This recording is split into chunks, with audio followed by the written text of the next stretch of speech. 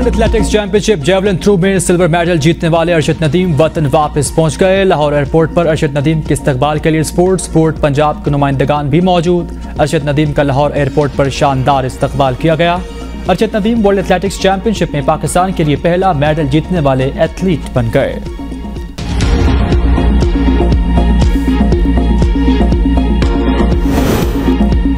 कौमी हीरो अरशद नदीम वतन वापस पहुंच गए। लाहौर एयरपोर्ट पर मीडिया से गुफ्तगू करते हुए कहा कि पाकिस्तानी कौम की दुआओं से आज इस मकाम पर पहुंचा। जिन्होंने मुझे सपोर्ट किया उन सब का मशकूर हूं। नीरज चोपड़ा मेरे अच्छे दोस्त हैं। इनके गोल्ड मेडल जीतने पर भी काफ़ी खुशी हुई क्योंकि एशिया से हम सिर्फ 2 ही खिलाड़ी थे। अल्लाह के फजलो करम से मैं मुकम्मल फिट हूँ।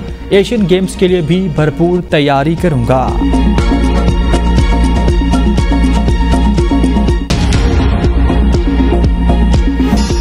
तोशाखाना केस में चेयरमैन पीटीआई की सजा मुअत्तल हो गई या नहीं, फैसला आज सुनाए जाने का इम्कान। Chief justice Islamabad high court ने रिमार्क्स दिए कि नैब केसेस में दरख्वास्त गुजार को कभी पार्टी नहीं बनाया जाता। इलेक्शन कमीशन के वकील अमजद परवेज ने कहा, ज़ाब्ता फौजदारी में सजा मुअत्तली की दरख्वास्त में शिकायत कुनंदा को फरीक बनाने का जिक्र नहीं। इस्तदा है अदालत दरख्वास्त में रियासत को नोटिस जारी करे। रियासत को नोटिस जारी किए और मौक़िफ़ सुने बगैर समात आगे ना बढ़ाई जाए। इलेक्शन कमीशन के वकील ने भारतीय सियासतदान राहुल गांधी केस का हवाला भी दिया।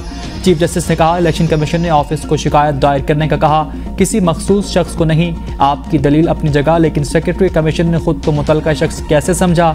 चीफ जस्टिस ने अमजद परवेज के तवील दलाइल पर कहा, जस्टिस खोसा ने कहा था कि टेस्ट मैच का ज़माना चला गया, अब 2020 का दौर है।